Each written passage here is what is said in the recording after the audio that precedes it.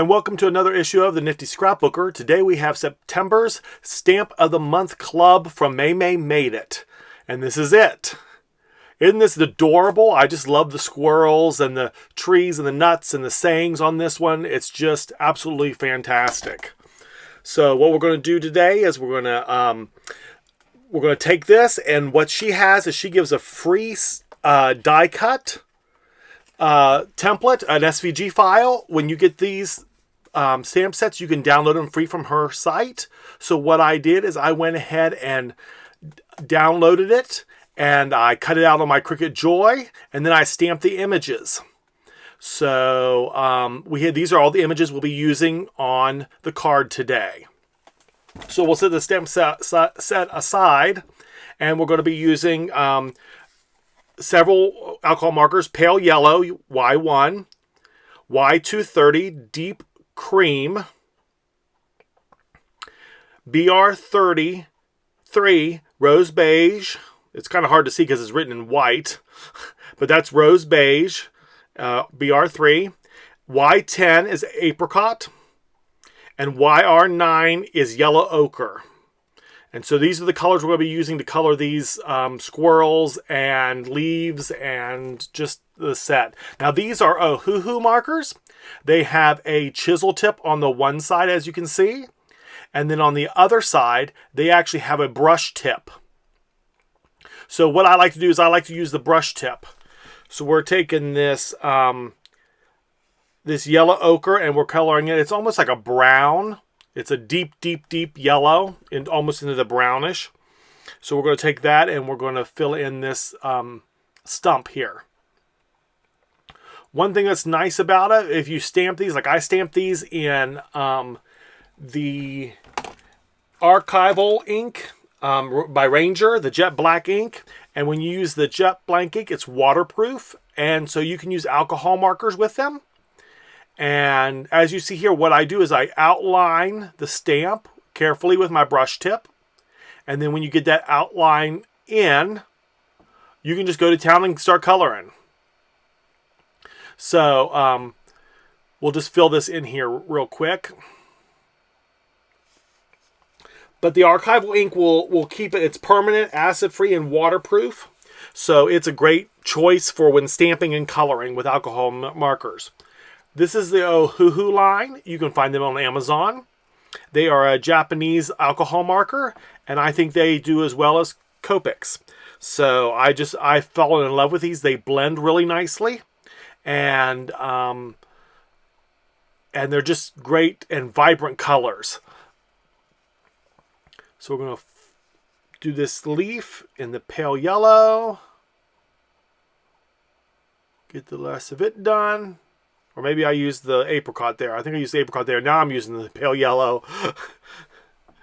And getting this other leaf in.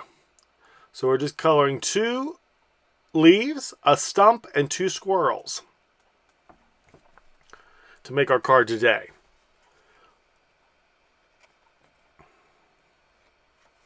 Let's speed this along.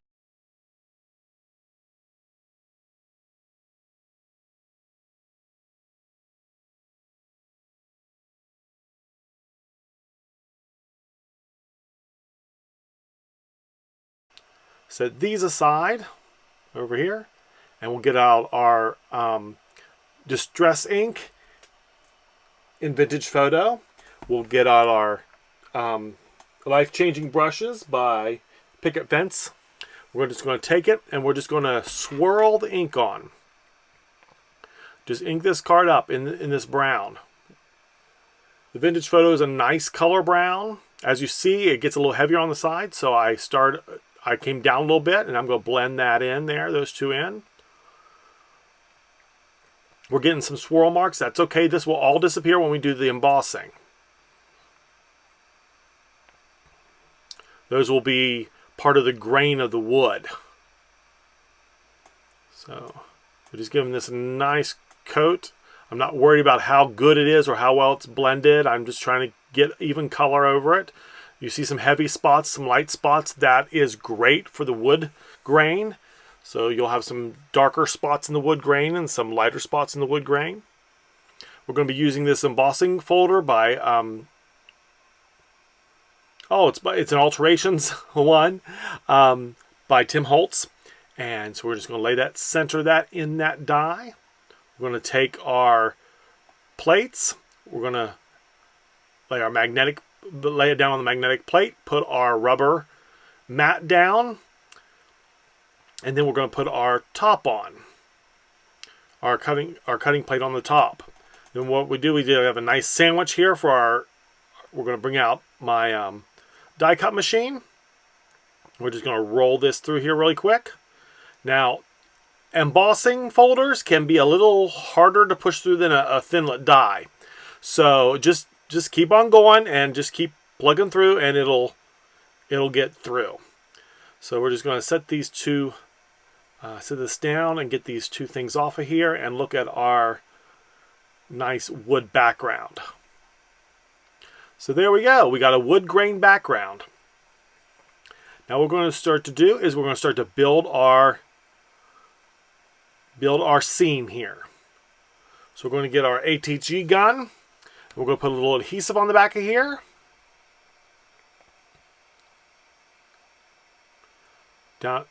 What I did is I took it down through each of the root systems, and we're going to just put it here at the bottom right hand corner of the card. So what we're going to do is we're going to take this squirrel here, and we're going to tape him up, and then we're going to sit him on top of the squirrel.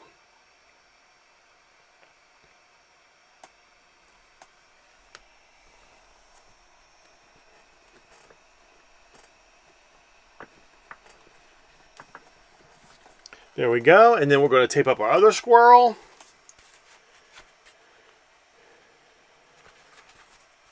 And we're going to put him down below like he's sitting on the ground.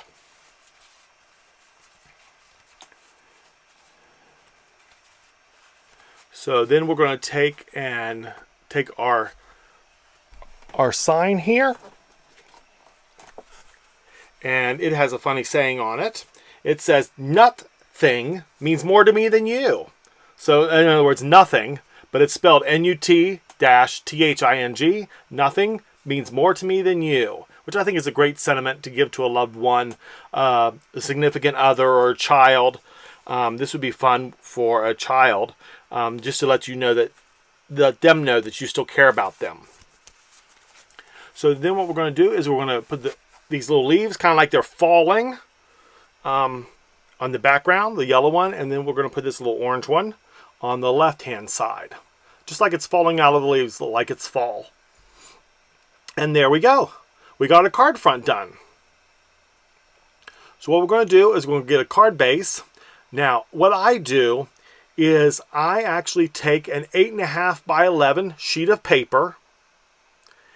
And then what I do is I get my paper cutter. This is the paper trimmer by Creative Memories.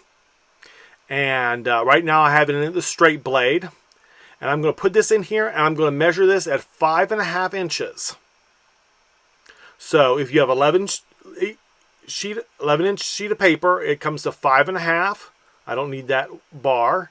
So I know that the edge of that is 5.5, and I'm going to cut that in half. That makes 2 card bases. So what I'm going to do now is I'm going to take this blade out of here. This is, like I said, the straight cutting blade. I'm going to set it aside. I'm going to flip it over because these are all the different cuts I have. And I have a scoring blade on the back. So what I'm going to do is I'm going to open this back up and drop my scoring blade in. This will enable me to score now we're going to score at 4.25 inches. Give it a good push there to score that. And what that will do is that will give us our fold.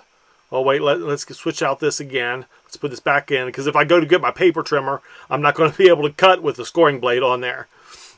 So what we're going to do, you already have the score in there, so it's just a fold in half. And what I do is I take a bone folder to give this a nice crease. I take my bone folder, run it back and forth on one side, I flip it over, run it back and forth on the other side. And there we have our card base. So what we're going to do is we're going to take this, and we're going to take the back of it, and we're going to tape it up. I usually do one on the right side, one in the middle stripe, one on the left side. Then what I do is I turn it sideways and do one on the right side and one on the left side. So that gives this card front enough tape on it to really adhere to the card, so it's not going to separate from the card or fall off the front of the card. You want to make sure that's taped down real good. So now let's see, how can we add a little bit of pizzazz to this? What I'm going to do is I'm going to take a brown Creative Memories pen. This is a pen that's actually 20 years old, and it's a brown pen, and a pen for scrapbooking and to write with. And so I'm just going to go down the side. There's a little eighth of an inch gap between where the card front is and the edge of the card. So I'm just putting a little detail around the outside of the edge, and I'm bringing the pen around on all four sides. Just a line. Now what I thought we'd do is make it just a little fancier. So I have a Wink Stella. This is a glitter pen. You want to shake it first before you use it. This is the clear Wink Stella. So what I'm going to do is I'm just going to put a little glitter on the oak leaf and a little glitter actually on the maple leaf. And now we'll just give that card just a little hint of sparkle to the card. And that actually completes our card. So there you go. Another card from the September Stamp of the Month from Maymay Made It. And remember, nothing means more to me than you.